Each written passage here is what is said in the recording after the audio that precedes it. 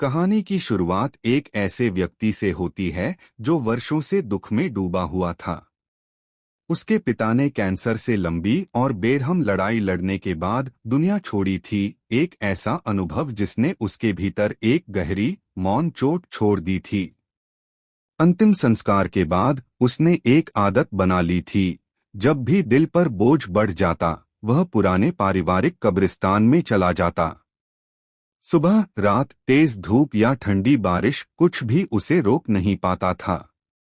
वह भुला दिया गया कब्रिस्तान, जो चारों तरफ फैले खेतों और इतिहास के बीच स्थित था, वही एक जगह थी जहां उसका दिल थोड़ी देर के लिए हल्का महसूस करता था। उसके पिता की कब्र कब्रिस्तान के बीचों बीच थी, साधारण, पुरानी और बेहद परिचित। वह अक्सर उसके पास चुपचाप बैठा रहता, यादों को अपने आसपास धुएं की तरह तैरने देता। उस शाम भी कुछ अलग नहीं था।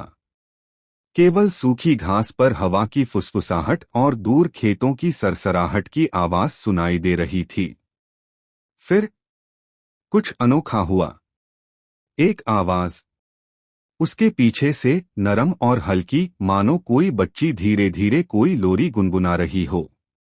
वह धुन इतनी साफ, इतनी सटीक, जैसे कोई छोटी गायिका अपने आप में गा रही हो। वह चौंक गया।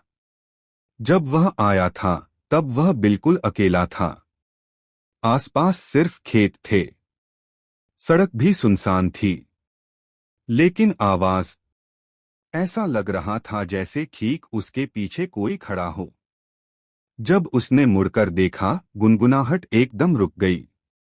धीमी नहीं हुई, दूर नहीं गई, बस रुक गई, जैसे किसी ने प्लेयर पर पॉज दबा दिया हो।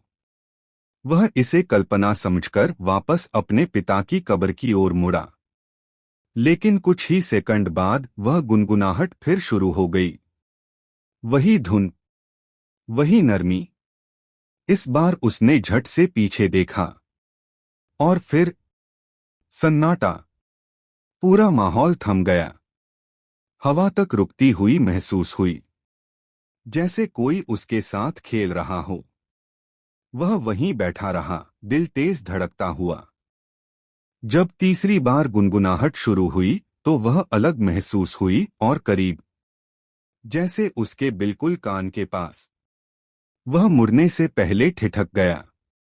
उसे लगा कि कोई उसे देख रहा है, मानो कोई उसे चुन चुका हो। और जैसे ही उसने हल्का सा भी हिला, धुन गायब। इस बार उसकी रीढ़ में तीखी ठंडक उतर गई। उसने अपने पिता की कब्र पर एक चूमा दिया और धीरे से खड़ा हो गया। मन के किसी कोने से एक आवाज आई, अब यहां से निकल जाना चाहिए।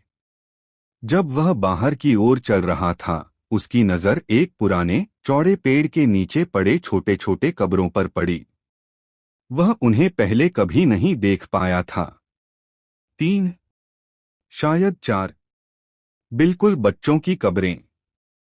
ठीक उसी जगह जहां वह बैठा था, उसके पीछे, शाखाओं के पीछे छिपी हुई।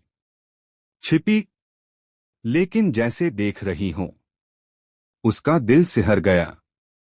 अचानक वह धुन समझ में आने लगी। या शायद बिल्कुल भी नहीं, क्योंकि कोई भी तर्क यह नहीं समझा सकता था कि सुनसान खेतों के बीच, जहां मीलों तक कोई बच्चा नहीं रहता, वहां एक बच्ची की आवाज कैसे गूंज सकती है। वह डरने वाला इंसान नहीं था। वह परलोक में विश्वास करता था, हाँ, लेकिन भूतों में नहीं, भटकी हुई आत्माओं में नहीं, और न ही उन आवाजों में जो हवा में तैरकर किसी को पुकारती हों। लेकिन उस रात जब वह अपनी कार तक पहुंचा, उसे एहसास हुआ कि यह घटना किसी भी तरह समझाई नहीं जा सकती थी। जरा भी नहीं। और कुछ सवाल बेहतर है अनुत्तरित ही रहें। उस रात देर से, जब वह बिस्तर पर लेटा था, उसके कानों में वही धुन हल्की सी गूंज उठी। एक सुर, नरम, मीठा, बच्चों जैसा।